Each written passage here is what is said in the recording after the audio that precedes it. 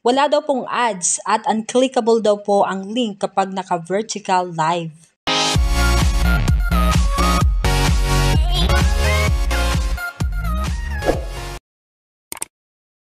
Kaya po unclickable kapag naka-vertical live. Kasi po dati sa shorts video kapag naglalagay tayo ng link sa description, clickable pa po siya. Pero last year, binago po ni YouTube na kapag maglalagay tayo ng link sa short video, unclickable na po. So, halimbawa maglalagay po ako ng link dito sa shorts video ko.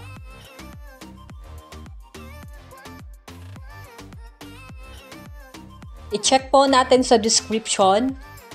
Unclickable po ang link at ganyan din po sa vertical live. Pero meron pong paraan para po maklik ang mga link sa vertical live. Bago po tayo magpatuloy, kung gusto nyo po ang video na to, palike naman po, pa-share, at pa-subscribe na rin po kung hindi pa kayo nakakapag-subscribe. So halimbawa sa live ni Dakilang Pare Koy, nagbaba siya ng link, i-click natin. And as you can see, go to channel po ang nakalagay.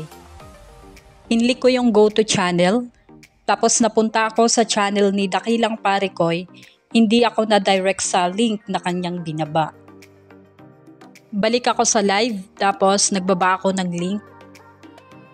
Click ko yung link, tapos go to channel pa rin. Napunta ako sa channel ko. Hindi doon sa link na ibinaba ko. Para maklik po ang link sa vertical live, i-click po ang tatlong dot. I-like po. Back. Click po ang profile. Sa tabi ng playlist, nandyan po ang like videos. Hanapin lang po ang like video. I-click po. Yan po ang mga like videos. I-click ko ang live ni Dakilang Pare Koy. Napansin natin kulay blue na po ang mga link. Ibig sabihin po, clickable na po yan. I-click ko itong link na ibinaba ko. At napunta na po ako sa link na ibinaba ko po. At para maklik din po ang hagdan sa mga naka-vertical live, i-click po ang tatlong dot. I-like po. Back. Click po ang profile. Sa tabi ng playlist, nandyan po ang like videos. Hanapin lang po ang like video. I-click po. Yan po ang mga like videos. I-click ko ang live ni Dakilang Pare Koy. Tapos i-click po ang StreamYard or yung hagdan. At madadirect na po sa StreamYard, pwedeng-pwede na pong umakyat. At sa mga gusto pong mag-run ng ads sa mga naka-vertical live, i-click nyo po ang tatlong dot. I-like po, tapos back. I-click po ang profile.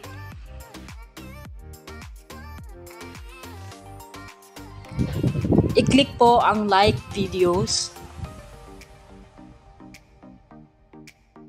I-click po ang live.